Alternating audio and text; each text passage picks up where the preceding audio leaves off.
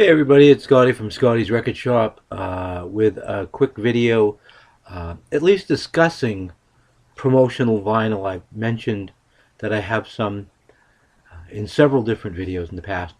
I'm not going to go through everything that I have. It would just take too much time, and maybe there'll come a time maybe when I feature an artist or something, because I kind of fluctuate. I go in these spurts of collecting promo 45s and LPs, and then I kind of quit for a little while.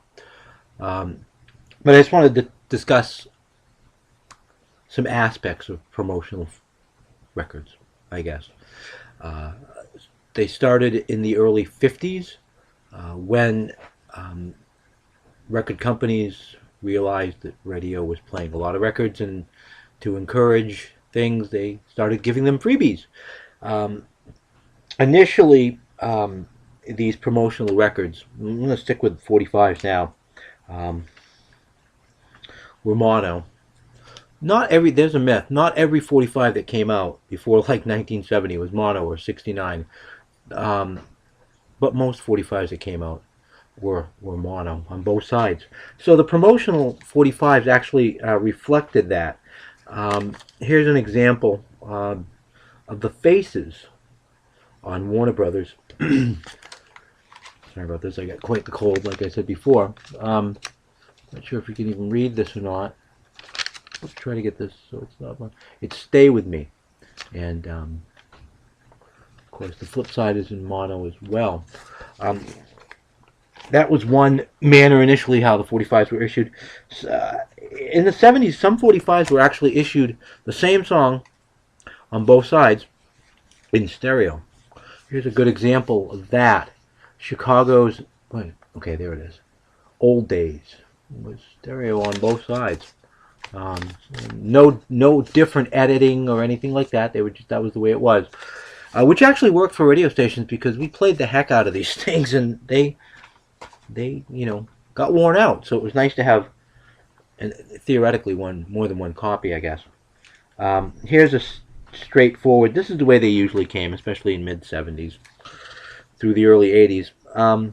Stereo on one side, mono on the other. This is a Bad Company. I just did a Bad Company video. This is their first single. Can't Get Enough of Your Love. That's the mono side. Anyway, there were some interesting things that happened every once in a while. This was a good example. A 4 and a 45 that was issued in, I want to say late 78, early 79. Blue Morning, Blue Day, they went with it on this one, this Atlantic. Check this out. Blue vinyl. And from my understanding, this is the only way you got this 45 on colored vinyl was if you had a promo copy of it. Another thing that radio stations or record companies like to do was every once in a great while they'd kind of do it. EPs didn't sell well here in America. They never did. But every once in a while they'd issue an EP. This is a mid-70s, an oddity I found. I thought it was really cool. Daryl Hall and John Oates. The 45 is actually, she's gone, but there's actually 4 songs on this little EP on Atlantic. I'm sorry, not Columbia. On Atlantic. Interesting little record. And every once in a great while, you'd get a special radio edit that you didn't get anywhere else. This is a kind of an example of that. I'm gonna pronounce this wrong. All you Led Zeppelin fans, I apologize. I butcher this, but Dire Maker, I'm going with it, okay? But this is mono on both sides, but it's a different edit on each side. Short version, long version. Really kind of cool. Okay, let's get to some albums now. Some albums were issued. Well, here's a beautiful example. Great album. Queen's very first album. A little bit of ringware. But the neat thing about this, the album is the same. You know, if you bought the stock copy of this album, but on the actual vinyl itself, you could tell that it was a little bit different. It had a white label. That's how things got issued once in a while. Sometimes what they just did is they got out of it cheaper. They just stuck a bunch of stickers on the record, as they did with my Neil Young's Decade wonderful compilation, and just put some, I'm having a hard time seeing this, but stickers here, you know, promotional copy here, you know, that's how that happened.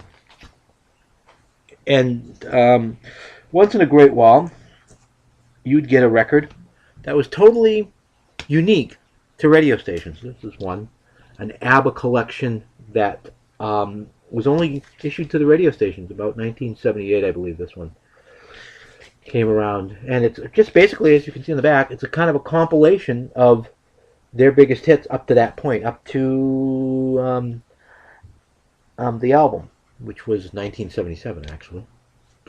But anyway, another thing that was promotional only was radio shows. There's a couple of examples. This includes like live shows, you know, live in concerts or all this stuff that you used to hear. Now it's all issued on CD. But it used to be, here's a good example, Off the Record with Mary Turner. You might remember that. This one actually is featuring REO Speedwagon from I think about 82. That one. And last but not least, another promotional radio show. We all know this radio show for sure. Grew up with this. Got a handful of these laying around.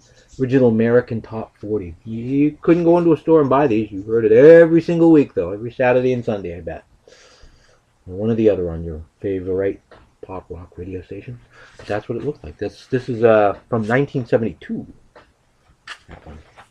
So anyway, that's just a really brief look at different types of promotional vinyl. Like I said, someday I'll get around to actually showing you a more concentrated, maybe artist focused. I've collected quite a bit of Eagles, quite a bit of ABBA, a fair amount of Bad Company. I have a fair amount of Styx, some other stuff like that on that's only promotional vinyl, or promotional 45s even. So, and I love it because it's mono on one side, and it's, you know, you don't get those mixes anywhere else. I mean, sometimes they are fold down mixes, but sometimes they're unique. So it's really kind of cool.